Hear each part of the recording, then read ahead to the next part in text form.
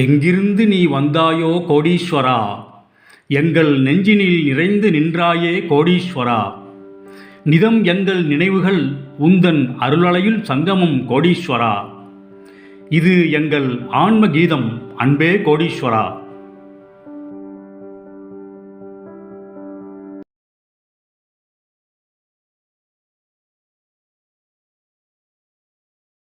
கோடீஸ்வராய நமக.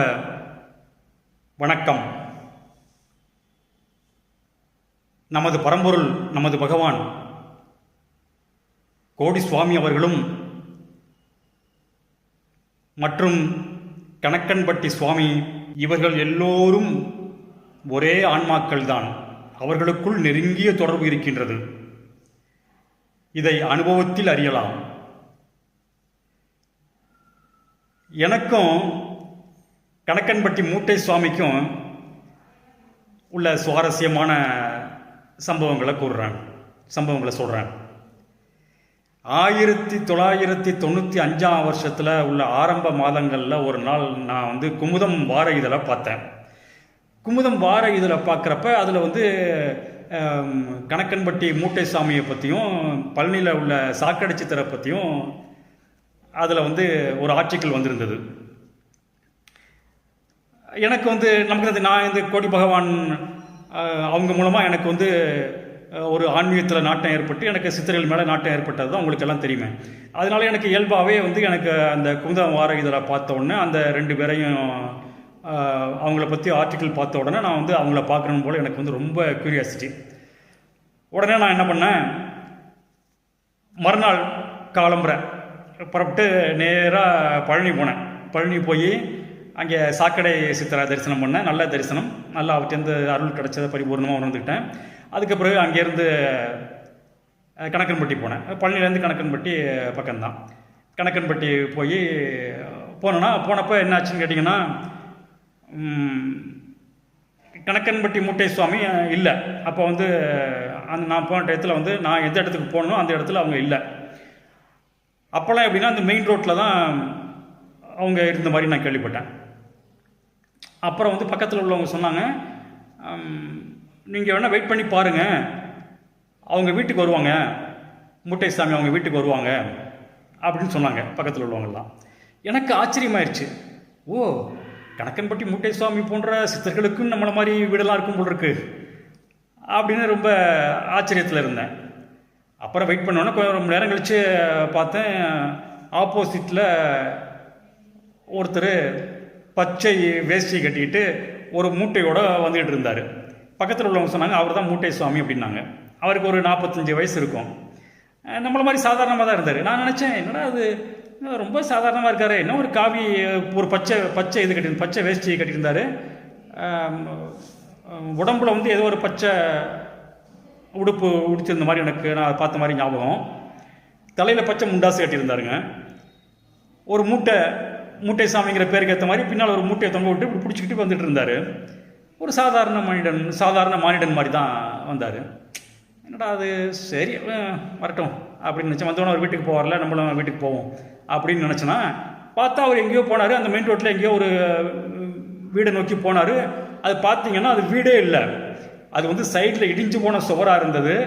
சென்டரில் அது ஒரு பொட்டல், அது ஒரு உச்சிவானம் பார்த்த மாதிரி இருந்தது. சைடில் ஒரே ஒரு சுவர் மட்டும் இருந்தது. அதாவது வடிவேலு படத்தில் ஏதோ ஒரு சம்திங் ஏதோ ஒரு படம் பார்த்த மாதிரி எனக்கு ஞாபகம். வடிவேலா இல்லை யாரும் இல்லை, ஒரு ஸ்கிரிப்ட் ஆக்டர் சிறை கைதியாக இருந்துட்டு போலீஸ் ஏமாற்றி, சார் நாங்கள் வீட்டில் போய் எங்கள் அம்மாவிட்ட ஆசீர்வாதம் வாங்கிட்டு வரேன்ட்டு போவோம்ல, போகிறப்போ பார்த்தீங்கன்னா சைடில் மட்டும் ஒரு சுவர் இருக்கும். எட்டி பார்த்தான்னா அதில் அவன் எட்டி பார்க்குறப்ப நம்மளும் பார்ப்போம் படத்தில் உட்காந்து, தியேட்டரில் உட்காந்து, அது ஒரே பொட்டலாக இருக்கும். அந்த மாதிரி இருந்தது. மூட்டை சாமி வந்தாருங்க. ஒரு இடத்துல உட்காந்தாரு. நாங்கள் ஒரு 30 பேர் இருந்தோம்னு நினைக்கிறேன். 32 பேர் இருந்திருப்போம்.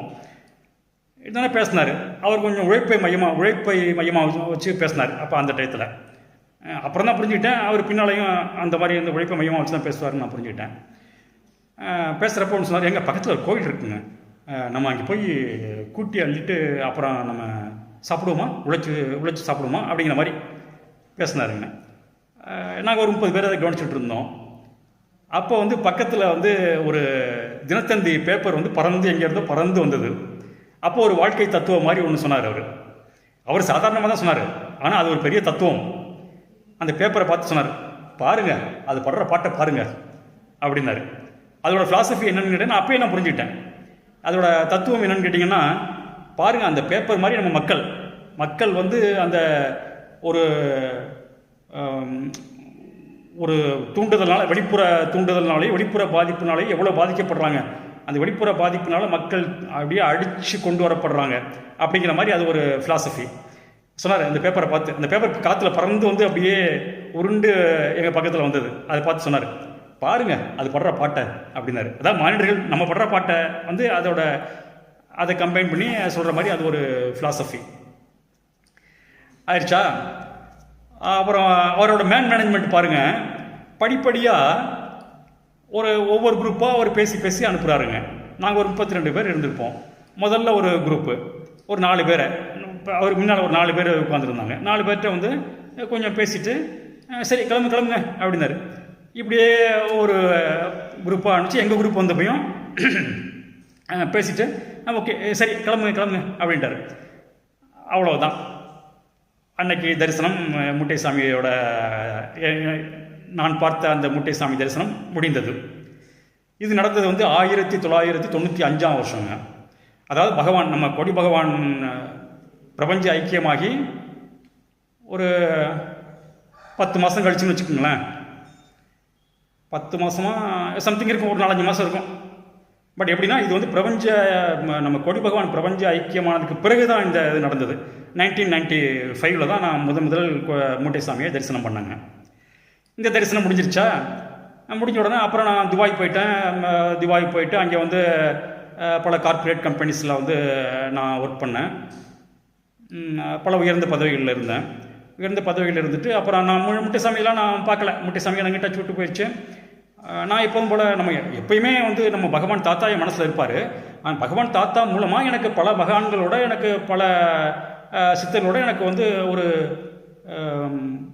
அனுபவம் ஏற்பட்டது. இதெல்லாம் வந்து நம்ம பகவான் கொடி தாத்தாவோட அந்த ஒரு அருள் தான் எனக்கு இந்த மாதிரிலாம் எனக்கு பண்ணதுங்கிறது நல்லாவே நான் உணர்ந்துக்கிட்டேன். அந்த அருளாற்றல் தான் எனக்கு இந்த மாதிரி அவங்களெல்லாம் சந்திக்க வச்சதுங்கிறத நான் வந்து தெளிவாக 100% உறுதியாக உணர்ந்துக்கிட்டேன். இப்போ இதாகிடுச்சா, 95 வந்து முட்டைசாமி தரிசனம் பண்ணாங்க. தரிசனம் பண்ணால் இது ஒரு சிம்பிளான ஒரு இன்சிடென்ட்டு, எல்லாம் முடிஞ்சு போச்சுங்க. 2வது சந்திப்பு வந்து முட்டைசாமியை சந்திக்கிறதுக்கு 15 வருஷம் ஆச்சு. இந்த இடைப்பட்ட காலத்தில் என்னென்னு கேட்டிங்கன்னா, துபாயிலேருந்து வந்த பிறகு எனக்கு வந்து விசா ப்ராப்ளம் சம்திங், இந்த விசா சம்மந்த ப்ராப்ளம்ஸ்லாம் எனக்கு வந்தது. அதுக்கு பிறகு கூட சவுதியெல்லாம் போனேன். சவுதி போய் சில கார்ப்பரேட் கம்பெனிஸ்லாம் நான் வந்து ஒர்க் பண்ணிட்டு வந்தேன். அதுக்கு பிறகு இந்தியாவுக்கு வந்தப்போ எனக்கு வந்து அதாவது விசா ப்ராப்ளம், எனக்கு மறுபடியும் வெளிநாட்டுக்கு போக முடியாதபடி சில விசா அப்ளை பண்ணப்போ கொஞ்சம் அது சம்மந்தமான ப்ராப்ளம்லாம் இருந்தது. அப்புறம் தான் எனக்கு முட்டைசாமி ஞாபகம் வந்தது. அதாவது அந்த கொடி பகவான், நம்ம கொடி பகவான் அருளால் எனக்கு அவரை பற்றிய மறுபடியும் எனக்கு ஒரு ஞாபகம் உணர்த்தப்பட்டது. நான் உடனே இமீடியட்டாக கிளம்பி முட்டைசாமி பார்க்க போனேன். நான் அங்கே போனப்போ வந்து ஒரு 7:30 இருக்கும் இரவு. அந்த மெயின் ரோட்டுக்கு போனப்போ அங்கே உள்ளவங்களும் சொன்னாங்க, இப்போல்லாம் இங்கெல்லாம் பெரும்பாலும் வர்றதில்லைங்க, நீங்கள் உள்ளே போங்க, உள்ளே ஒரு கிலோமீட்டர் போனீங்கன்னா அங்கே ஒரு இடத்துல இருக்காருங்க அப்படின்னு சொன்னாங்க. நான் விசாரிச்சுட்டே போனேன். உள்ள ஒரு கிலோமீட்டரோ 3/4 கிலோமீட்டரோ அப்படியே விசாரிச்சுட்டு போகிறப்ப அங்கே ஒரு தோட்டம் மாதிரி இருந்தது. அப்புறம் தான் தெரிஞ்சுக்கிட்டேன் அது பேர் மோகன் தோட்டம்ட்டு சொன்னாங்க. அது அப்போ எனக்கு தெரியாது. பின்ன காலங்களில் எனக்கு அந்த பேர் மோகன் தோட்டம்ட்டு எனக்கு தெரிஞ்சது. அப்புறம் அங்கே போனோன்னா அந்த அவர் இருந்த ஒரு சின்ன குடிசை மாதிரி இருக்கும். அங்கே அவரோட சீடர் மாதிரி ஒருத்தர் இருந்தார். அவர் சொன்னார், இது மாதிரி வந்து சாமி வந்து உள்ளே தூங்கிட்டு இருக்காங்க, அதனால் நீங்கள் வந்து டிஸ்டர்ப் பண்ண வேண்டாம். நானும் டிஸ்டர்ப் பண்ண விரும்பல. நீங்கள் டிஸ்டர்ப் பண்ண வேண்டாம், நீங்கள் வேணால் உட்காந்துருங்க. அவராக வந்து முழிச்சு வந்து பார்த்து உங்கள்கிட்ட வந்து உங்களை வந்து பார்த்தாருன்னா பார்க்கட்டும் அப்படிங்கிற மாதிரி சொன்னார். சரின்ட்டு நானும் ஓகேன்னு சொல்லிவிட்டு நானும் ஒரு 2-3 நண்பர்கள், அப்போல்லாம் ரொம்ப குறைச்சதான், அதாவது ரொம்ப அதிகம் பேர்லாம் கிடையாது. என்ன மிஞ்சி போனால் அந்த சரௌண்டிங்கில் நான் அந்த ஸ்பாட்டில் என்னை தவிர ஒரு 4 பேர் இருந்திருப்பாங்க, அவ்வளோதான். மொத்தமே 5 பேர் தான் இருந்திருப்போம். நாங்கள் ஒரு இடத்துல உட்காந்துருந்தோம், ஒரு 4-5 பேர் உட்காந்துருந்தோம். உட்காந்தோன்னா பார்த்தாங்க, பாருங்கள் கொஞ்ச நேரம் கழிச்சு எந்திரிச்சு வந்தார். எந்திரிச்சு வந்து ரொம்ப எனக்கு அவர் மேலே ரொம்ப மரியாதை ஏற்பட்டது. ஏன்னா அவர் ரொம்ப நேச்சுரலாக வந்து, அதாவது எந்த விதமான பந்தாவும் இல்லாமல், சொல்லப்போனால் அப்படியே அதாவது இந்த உடம்போட உணர்வு இல்லாமல் வேஷ்டியெல்லாம் அப்படியே தூக்குவார், இது பண்ணுவார். நமக்கு அவரோட உள் பாடியெல்லாம் தெரியும், அதாவது அவரோட உள் அமைப்புகள்லாம் தெரியும். அதெல்லாம் பார்த்தோன்னே எனக்கு வந்து ஆகா, இவர்கிட்ட சம்திங் இன்னறியாமல் ஒரு உணர்வு வந்ததுங்க. இவர் ஒரு உண்மையான சித்தர் அப்படின்ட்டு ஒரு உணர்வு வந்தது. ஏன்னா அவர் உடம்போட கான்சியஸே இல்லாமல் தான் இருந்தார். அதாவது வேஷ்டியெல்லாம் அப்படியே அவர் கட்டியிருந்த அந்த காவி பச்சை, அப்பையும் பச்சை உடுப்பு தான், பச்சை வேஷ்டி தான் கட்டியிருந்தார். அதெல்லாம் தூக்கி மேலே இருக்கும். அவரோட உடம்பெல்லாம் தெரிஞ்சது. அதெல்லாம் எனக்கு வந்து நான் நெகட்டிவாக நினைக்கல, அதெல்லாம் நான் பாசிட்டிவாக தான் நினச்சேன். அப்புறம் அது ஒன்று கொஞ்சம் ஒரு 10 நிமிஷம் கழிச்சு அவர் இப்படியும் போயிட்டு வந்தவர் திடீர்னு எங்கள்கிட்ட வந்தார். வந்து என்னன்னு கேட்டார். இந்த மாதிரி அவர் கேட்குறதே கிடையாதுங்க. அவரெல்லாம் ஆளை பார்த்தா திட்டுற ஆள், கண்ணாபின்னான்னு பேசுவார், அடிக்கிற ஆள், ஆளை பார்த்தா அடிப்பார், அந்த மாதிரி. அது வந்து என்னன்னு கேட்டார். என்னன்னு கேட்குறப்ப ஒரு 4 பேர், எனக்கு முன்னால் ஒரு 3 பேர் இருந்தாங்க. 3 பேரும் அவங்களோட ஒரு பிரச்சனையை சொன்னாங்க. நான் பேசாமல் இருந்தேன். அவர் சரின்ட்டு போகலை. நான் கொஞ்சம் தள்ளி இருந்தேன், 4 அடி தள்ளி இருந்தேன். அவர் முட்டைசாமி மெனக்கிட்டு என்கிட்ட வந்து பேசலை அப்படின்னாரு. அதாவது தலையை இப்படி பண்ணி என்ன அப்படின்னு அர்த்தம். என்னன்னு என்கிட்ட கேட்டார். கேட்கல, வாய் திறந்து கேட்கல அப்படின்னாருங்க. அதாவது என்ன அப்படிங்கிறது சைகையால் தலையாட்டி அது உணர்த்தினார். நான் உடனே சொன்னேன், இந்த மாதிரி சாமி நான் இங்கெல்லாம் இருந்தேன், இந்த மாதிரி ப்ராப்ளமாக இருக்குது, இப்போ வந்து எனக்கு வேலை வேணும் அப்படின்னாங்க. நான் சொன்ன என்னோட ரிக்வஸ்ட்டுக்கு அவர் ரியாக்ஷன் எப்படின்னு கேட்டிங்கன்னா, ம்னாரு, சொன்னார். அவ்வளோதான். அதாவது சம்மதம் அப்படிங்கிற மாதிரி அர்த்தம். உடனே நான் சரின்ட்டு உத்தரவு வாங்கிட்டு, உத்தரவு வாங்குறதுன்னு கிளம்ப வேண்டியதான், அவர்கிட்ட போயிட்டுலாம் சொல்ல முடியாது. சரின்ட்டு வீட்டுக்கு வந்துட்டாங்க. வந்த உடனே ஒரு வாரம் கழித்து அசைன்மெண்ட்ஸ் அப்ராட் டைம்ஸ்னு ஒரு பேப்பர், அது வந்து அன்எக்ஸ்பெக்டடாக நான் பார்த்தேன். பஜாரில் போயிட்டுருக்கப்ப சைக்கிளில் இருந்ததுங்க. எனக்கு அந்த பேப்பர் பற்றி நான் கேள்விப்பட்டதே இல்லை. எனக்கு வந்து அது என்னென்னு தெரியாது. எனக்கு பக்கத்தில் போகிறப்ப கடத்துக்குள்ள ஒரு கடையில் இருந்தது. சரின்ட்டு நான் காசு கொடுத்து வாங்கி அதை பார்க்குறேன். பார்த்தோன்னா அதில் வந்து ஒரு கன்சல்டன்சிக்காரன் ஒரு ஆட் கொடுத்துருந்தான். அதாவது marketing managers immediately required for our esteemed client in Qatar அப்படின்னு கொடுத்துருந்தான். எசென்ஷியல் குவாலிஃபிகேஷன் போட்டு candidate must be an engineer with BE அப்படிங்கிற மாதிரிலாம் கொடுத்துருந்தான். சில எனக்கு சம்மந்தம் இல்லாமல் சில நெகட்டிவ் கண்டிஷன்ஸ்லாம் கொடுத்துருந்தான். I am not an engineer, I am only an MBA marketing, அவ்வளோதான். சார் நான் இருந்தாலும் பரவாயில்ல அப்படின்ட்டு அந்த கம்பெனிக்கு நான் அப்ளை பண்ணேங்க. அப்ளை பண்ணோன்னா ஒரு 4-5 நாள் கழித்து எனக்கு அந்த கம்பெனிலேருந்து எனக்கு வந்து we are pleased to inform you that you have been shortlisted for the so and so அப்படிங்கிற மாதிரி வந்துருந்தது. இதே ஒரு மிராக்கிள் தான். ஏன்னா எப்படின்னு கேட்டிங்கன்னா, அவன் கேட்ட குவாலிஃபிகேஷன், அவன் கேட்ட எசென்ஷியல் மஸ்ட் குவாலிஃபிகேஷன் என்னன்னு கேட்டிருந்தாங்கன்னா, கேண்டிடேட் மஸ்ட் பி அண்ட் மஸ்டின் வேற கொடுத்துருந்தான், ஷுட் கூட கொடுக்கல.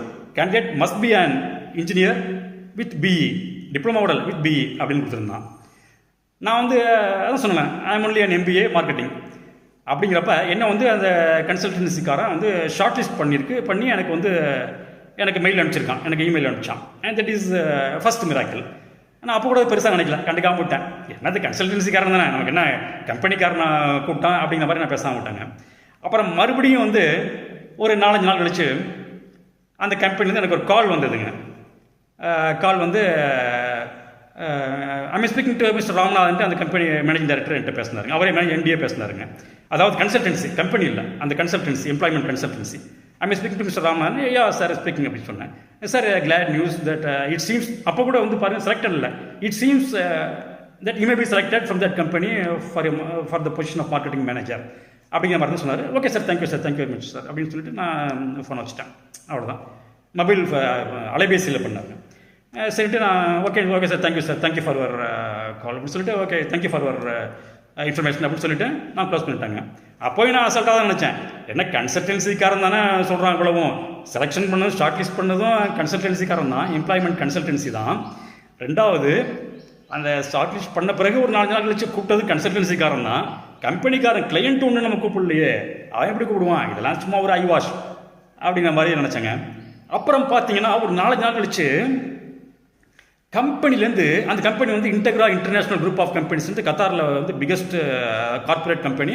அவங்க பிரான்ச்சஸ் வந்து துபாயிலலாம் இருக்குங்க. துபாய் அப்புறம் 1-2 கண்ட்ரிலாம் இருக்குது. பெரிய corporate company Integra International group of companies அப்படின்ட்டு. அந்த கம்பெனிலேருந்து எனக்கு வந்து ஆஃபர் லெட்டரே வந்துருச்சுங்க. ஆர்.எம். ராமநாதன் அப்படின்னு போட்டு இது பண்ணி we are pleased to inform you that you have been selected for marketing manager position with our organisation சோன்னு போட்டு அப்படின்லாம் போட்டு ரொம்ப அந்த ஆஃபர் லெட்டரே வந்ததுங்க. வந்து நாங்கள் சர்ப்ரைஸ் ஆயிடுச்சு. அப்புறம் ஒரு 4 நாள் கழிச்சு இந்த கன்சல்டன்சிக்காரன் கேட்டான், சார் அங்கேருந்து உங்களை எதுவும் இன்டர்வியூ பண்ணாங்களா அப்படின்னு கேட்டான். இந்த மாதிரி இன்டெக்ரா இன்டர்நேஷ்னல் கத்தார்லேருந்து உங்களை எதுவும் இன்டர்வியூ பண்ணாங்களா அப்படின்னு இந்த கன்சல்டன்சி வந்து மும்பை, பாம்பே. அங்கேருந்து அந்த அந்த அந்த கம்பெனியோட எம்டி அவர் என்கிட்ட கேட்டார், சார் ஏதாவது இன்டர்வியூ உங்களுக்கு பண்ணாங்களா அப்படிங்கிற மாதிரி ஹிந்தியில் கேட்டார். நான் சொன்னேன், sir I have not been interviewed with anybody from that organisation but a glad news that I received an offer letter from that company அப்படின்னு. அவர் வந்து எவ்ரிபடி இந்த கம்பெனி இந்த consultancy got surprised of it. என்னடா அது அவங்கள பக்கத்தில் ஒருத்தரோட பேசாரு, empty பேசுறாரு அந்த கம்பெனி அந்த கன்சல்டன்சிக்காரன் சர்ப்ரைஸாக பேசுறாரு. என்னங்க அது he has not been interviewed but he has been selected, how is it அப்படிங்கிற மாதிரி பேசிகிட்டு இருந்தார். எனக்கு சைடில் அந்த ஃபோனில் அவரோட டோன் எனக்கு கேட்டது. அப்புறம் என்கிட்ட சொன்னார், mister Ramanathan, just in our history that we have not heard this type of incidents in our life in our history அப்படிங்கிற மாதிரி ரொம்ப ஆச்சரியப்பட்டார். எப்படி இன்டர்வியூ இல்லாமல் உங்களை எப்படி செலக்ட் பண்ணாங்க, ஆஃபர் லெட்டர் கொடுத்தாங்க அப்படிங்கிற மாதிரி ஆச்சரியப்பட்டார். நான் கம்பெனியில் போய் ஒரு வாரம் ஒரு 10 டைம் கேட்டேன். ஒரு 15 நாள் கழிச்சு நான் ஜாயின் பண்ணிட்டேன். 15 நாள் கழிச்சு கத்தாரில் போய் நான் ஜாயின் பண்ணிட்டேன். மார்க்கெட்டிங் மேனேஜராக ஜாயின் பண்ணிட்டாங்க. ஜாயின் பண்ணோன்னே அங்கே வந்து போன உடனே அந்த கம்பெனி ஜிஎம் வந்து மிஸ்டர் அஜித்ன்ட்டு ஒருத்தர் இருக்கார். Still I am in touch with him. Is nice gentleman. அவர் வந்து, மிஸ்டர் ராமநாதன், நீங்கள் நினச்சிங்களா நாங்கள் உங்களை வந்து டெலிஃபோனிக் இன்டர்வியூவே பண்ணலை, உங்களோட பேசவே இல்லை நீங்கள் நினச்சிங்களா அப்படின்னாரு. ஆமாம் sir, absolutely, of course you are right sir. Nobody has call me sir, nobody has interview me from this organisation அப்படின்னு சொன்னேன். அதுக்கு அவர் அஜித் சொன்னார், ஆமாம் ராமநாதன், எதுக்கு ராமநாதன், நான் ஏதாவது உங்களுக்கு ஃபோனில் கூப்பிட்டு பேசுவேன், நீங்கள் ஏதாவது சொல்லுவீங்க, அப்புறம் அப்படி இப்படின்னு ஆயிரும். அதனால தான் டேரெக்டாக உங்களுக்கு வந்து நான் ஆஃபர் லெட்டரை கொடுத்து உங்களை செலக்ட் பண்ணிட்டேன், மார்க்கெட்டிங் மேனேஜர் செலக்ட் பண்ணிட்டேன் அப்படின்னாருங்க. ஸோ இது ஒரு அருமையான சம்பவங்க, அதிசயமான சம்பவம். எல்லாம் வந்து அந்த கோடி பகவானோட நான் பழகினதுனால, அந்த கோடி பகவான், அந்த உலகளந்த பெருமாள், அவரோட நான் பழகினதுனால, அவரோட அருள் மூலமாக அந்த ஆன்மாக்களின் உறவு எனக்கு கிடைத்ததுங்கிறது ரொம்ப சந்தோஷமான விஷயங்க. மீண்டும் சந்திப்போம். ஆத்ம நன்றி.